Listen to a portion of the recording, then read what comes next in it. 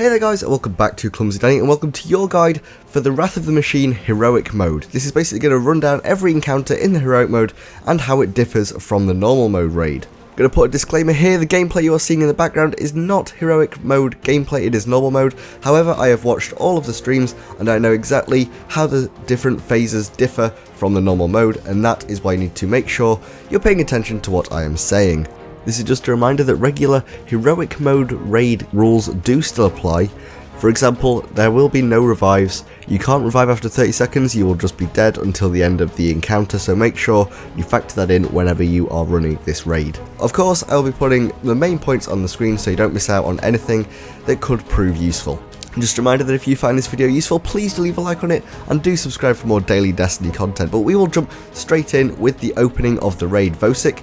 Phase 1. There are actually no changes here. Same as always, pick up and slam the voltage, kill the voltage eaters, throw the charges at Vosik, and then damage Vosik. So nothing too difficult. He retreats at the same amount of health as he does in the normal raid, and there's no light level differences here.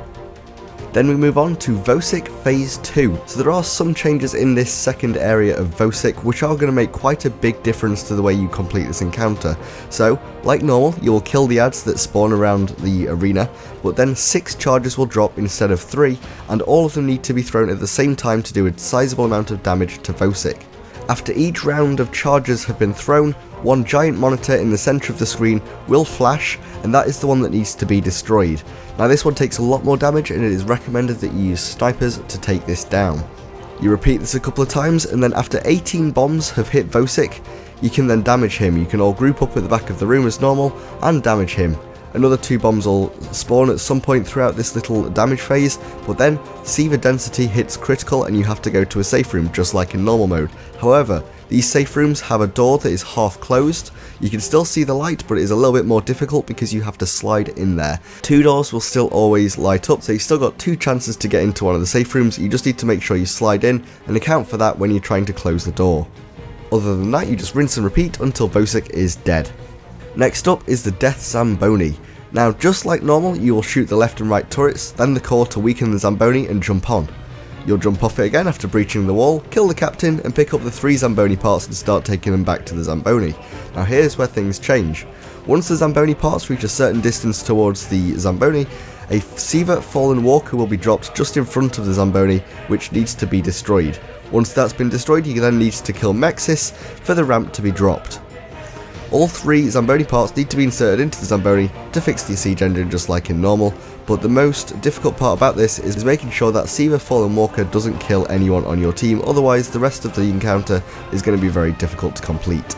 Inside Aksis Phase 1, there will be 3 Siege turrets that will spawn, which will periodically come back to life after you kill them, and try and just generally mess up your day. 1 on the left, 1 in the middle, and 1 on the right. But then, just like normal, you kill the captains to get the cannons, kill the servitors to get the charges, and throw the charges at the vents on the platforms, 2 at a time, then 3 at a time, and then 7 at a time. So nothing vastly different there with Aksis Phase 1, just need to make sure you keep your eyes on those Siege turrets to make sure they don't come and mess about your day.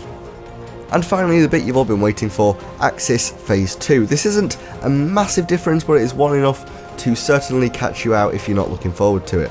So right, like normal, you're going to kill all of the ads, you're going to kill the captains to get the cannons, and you're going to kill the servitors to get the charges. But then you need to throw 6 charges to initiate the damage phase. That means there are 2 servitors per cannon or 2 servitors per side. So you need to make sure that everybody who is throwing knows that they have to pick up and throw 2 charges.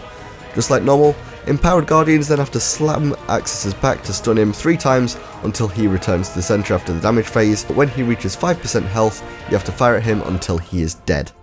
So then guys, that has been a dummies guide for the Wrath of the Machine Heroic Raid. If you enjoyed it, please do leave a like on the video, and please do subscribe for more daily Destiny content. I will be bringing gameplay of the Heroic Raid over the next couple of days, but for now, I've been ClumsyDanniey, thank you very much for watching, and I will see you guys next time. Bye bye.